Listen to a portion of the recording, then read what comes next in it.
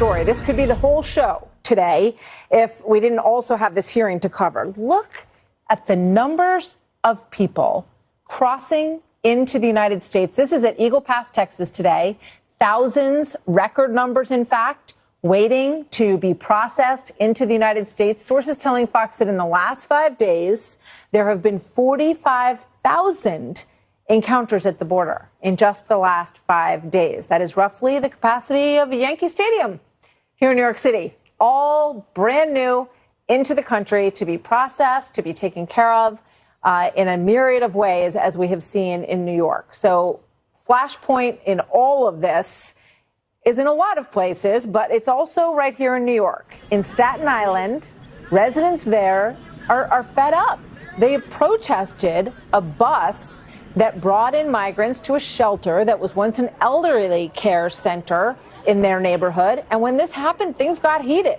Police say that some got combative and disorderly. 10 people were taken into custody. This tension has been brewing for weeks.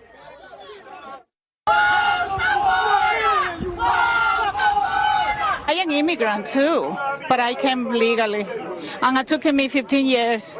And it's not fair. I'm here because I pick up my children from the school and I have to step over migrants squatting in front of the school. I live 150 feet away from this building, and I'm concerned, yes. I have a daughter, we have people in our community, we have children. People walk up the block to the main bus stop here. We don't know who they are. I mean, I can't imagine anybody who wouldn't feel that way if this was happening in their neighborhood. The last man was at the Staten Island protest last night. Republican Congresswoman Nicole Malliotakis represents Staten Island. Congresswoman, great to have you with us today. What goes through your mind as you hear these people in your community just outraged? It seems like they're getting treated worse than the migrants who are coming in on the buses. Yeah, you're right. The city only gives them the bill to pay for it all. And it's truly outrageous that they're seeing an assisted living facility, which, by the way, just months ago had senior citizens in it. They were forced to leave that facility. And now that organization, Homes for Homeless, they actually cut a deal with the mayor and the city of New York, a very lucrative, shady deal, to then turn that facility into a migrant shelter. So here you have senior citizens who paid taxes their whole lives. They've built our community being kicked out. Wow. And the mayor should be ashamed of himself for doing that, because where did they go? Where did they go? They went to either live with relatives, they left the state, or they had to go to a nursing home, which obviously doesn't give the same quality of life as this assisted living. So, but this is what the mayor is doing. He's taking away from tax-paying citizens and giving it to those who are crossing into our country illegally. He did it with a school. We were supposed to add 1,000 seats to a new school, and instead he turned that into a migrant shelter. He's taking hotels. We can't even have tourism in our city anymore because the hotels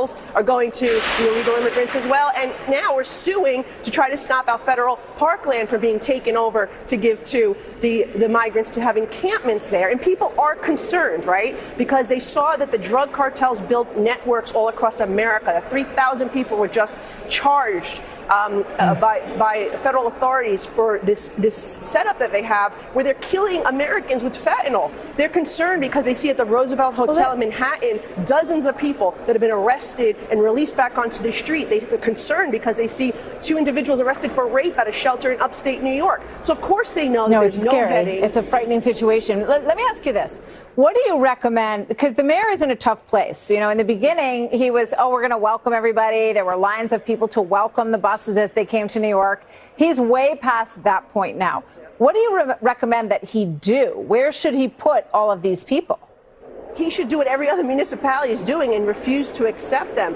Send a message to this president to secure the border. Call your U.S. Senator Chuck Schumer, who actually runs the Senate, and tell him to pass our Border Security Act. These are things that he can be doing. But by the way, no law requires the mayor to do this. He keeps saying the right to shelter decree in New York requires him to do it. That's just simply not true. That was intended for American citizens. By the mayor's interpretation, 8 billion people on the planet can come to New York City and would be required to house them. So he has to send that strong message that he's not going to accept any more individuals here. And by the way, the city could actually comply with detainer requests and work to deport those individuals who have been arrested and committing crimes. Think about this. They commit a crime, they get arrested because of Governor Hochul and the Democrats bail reform. They're being released back onto the street. They go back to the hotel, and the taxpayers have to foot the bill for them to be staying in a luxury hotel room. It is insane. I'm not laughing. It's so absurd. It's unbelievable. It could be stopped today if we had the political will from the president to undo his executive orders and Schumer to pass our legislation. Yeah. It seems that it is an emergency situation at this point, so there is executive authority in emergency situations